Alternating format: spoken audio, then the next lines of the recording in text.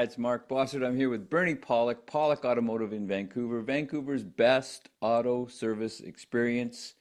25 times voted best in Vancouver for auto repair by their customers. And we're talking cars. How you doing, Bernie?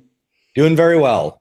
So today we're talking about a 2009 Subaru Forester. What was the problem with this vehicle? So this client called us, new client to our shop, and he just bought this vehicle recently. Was complaining there's a noise coming from the rear when he was driving it, thought it might be a wheel bearing, and brought it in. We authorized a steering suspension inspection on the vehicle, drivetrain inspection, which is what we normally do to diagnose a noise like that, and proceeded to look over the car. So, surprise, there was a lot of problems. Is that a fair summation?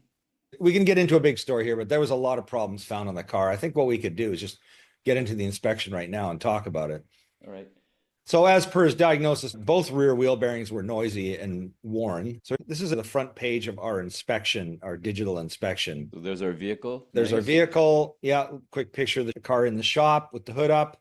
And then on the right-hand side, you can see a few issues with the vehicle. As I said, this was a steering suspension drivetrain inspection. We also include a complementary inspection where we look at some basic items like lights and just look around for fluid leaks, wipers, quality of fluids, that sort of thing. Found a number of orange items, a few items in the okay section. But, there were some things that were, even though we put orange, we're still in pretty bad shape. Like the tires were not in great shape. I mean, the treads weren't worn off, but the tires were cupped, indicating that the struts were probably in bad shape. They were wearing in a funny way. The steering rack was leaking. Both rear wheel bearings were worn out, and there was a lot of rust in the back, which would probably have cost a fair amount of extra time and money to actually get the wheel bearings in and out. A lot of times more components need to be replaced than if it's not rusty. We can drill down this inspection a little further just to give you an idea of some of the things we look at. So this is the steering rack and pinion leaking fluid. So that needs to be replaced. Is that always the case with these nowadays? It's a component that you're not able to rebuild the steering box, or did you ever? No, never. Those were never a thing. That's a very specialized piece of work. One time early on in my career, I decided to reseal a rack and pinion. It was a disaster. As soon as you start the key and the power kicked in, you move the wheel to the left, it just kicked all the way to the left. I'm sure I can do it properly. It's just one of those things where it's a specialized trade. So we buy either rebuilts or new ones, usually remanufactured. They work well. Number of oil leaks under the engine, not untypical for a Subaru, but there's So oil leaking in many what's places. this picture here? What we're looking at there is the front differential area. It looks wet, basically. Yeah, so that could be oil that's leaking from the engine. It could be differential seals, the axle seals. Those green items, those are the CV shafts.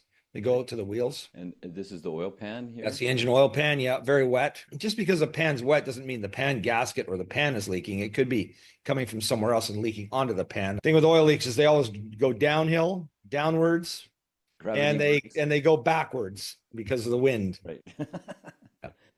On this picture, we're looking at one of the valve cover areas. The timing covers at the front. There's a lot of oil leaking here. So either, valve cover gasket, probably. And I think that's another picture of the rack and pinion on the Yes. right. And here's some pictures we have. Yeah, so here we have the tire treads. It's hard to see in a picture, but the treads are cupped. What that means is the tread isn't flat. Some of the edges of the tread slope upwards and some slope downwards, and it causes a vibration when the vehicle's driving down the road and also noise as well. So had we fixed the wheel bearings, and it would have eliminated a lot of the noise of driving the car, but probably would have still been there from the tires. And then the brakes, although it wasn't part of the inspection, you can see this is looking inside the brake from underneath the car, and there's a little spot where you can see the brake rotor, which is rusted. And it was very noticeable. Yeah, right there. You got it. Technicians made a note. Front rotor condition looks bad. Had pulsation on road tests. So when you hit the brake pedal, the steering wheel would shake and the car would vibrate. So these were obvious issues that we just noted. And, had we done a further detailed inspection, we probably would have found a few other items that were bad.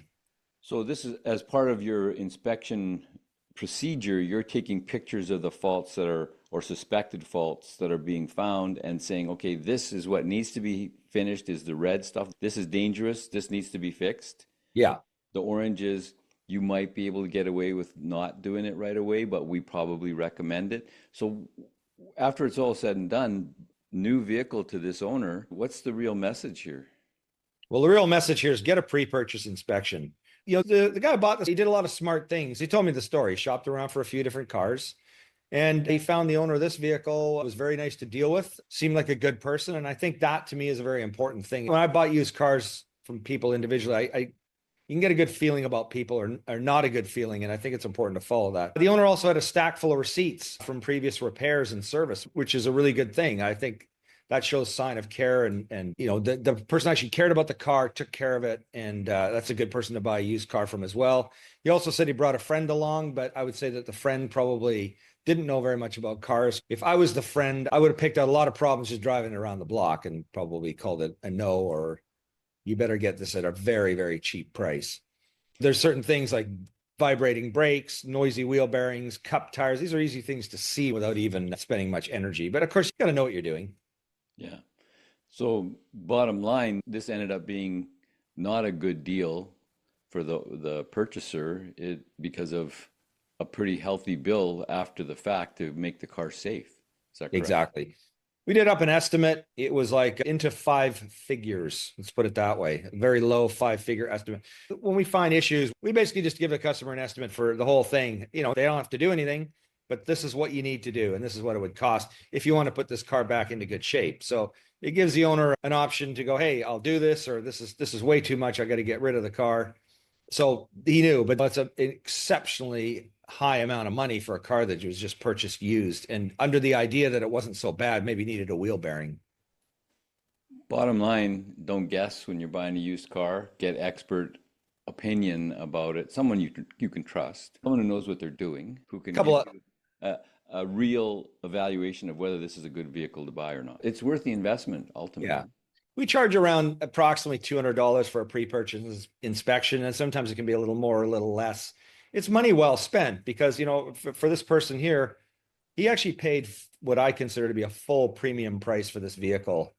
He should have got it for half of what he paid or less, probably, or a third even, and I'm not blaming the person who sold the vehicle. I don't think it was a scammer in any way. I think that the previous owner did not appreciate or know actually what was really wrong with the car, because wherever that person was having it serviced wasn't either good or didn't take the time to explain all the things that were wrong with the car. So they didn't know that they were actually selling a car that was actually a piece of crap. No pieces of crap. Not a good investment. Yeah, not a good investment. So the value of a pre-purchase inspection, A, you get to know what you're buying, and B, you know what kind of money you'll spend if you do choose to buy the car. Because it could have been an okay deal if the costs were right. I mean, there were good things about the car too. I know you in the past in conversations about this, you've said that, plan ahead. You're buying a used car, get it for a price where you might have to spend another $1,000, $1,500 to get it safe or to the level that you're fully comfortable with it, that it's going to operate for a year or two or 5 or 10 without a lot of problems. Is that a fair assessment? Absolutely. The other thing I was going to say that makes it tricky for the guy who's the purchaser of this car, our customer, is, if you think, well, I'll just sell the car now. We had a conversation about it. I mean, once your eyes are open to what's actually going on with the car, it's very hard to sell it in good conscience and go, yeah, I'm selling this car for the same price I paid for it, and get rid of it, because otherwise then you will be a liar and a dishonest person. And some people are like that, but most people aren't. So, it's really good to know what you're getting before you buy it, because once you own it, you own it. Don't descend into the valley of guilt if you don't have to. Exactly. That's right.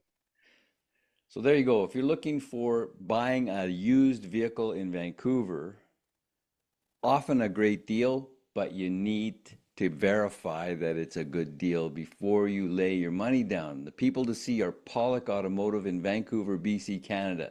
You can book online at pawlikautomotive.com, or you can call them at 604-327-7112 to get their opinion, to get their advice quickly, but mostly just a book, because they're always busy. Pawlik Automotive in Vancouver, BC, Canada. Thanks so much for watching and listening. Thanks, Bernie. Thank you, Mark. Thanks for watching.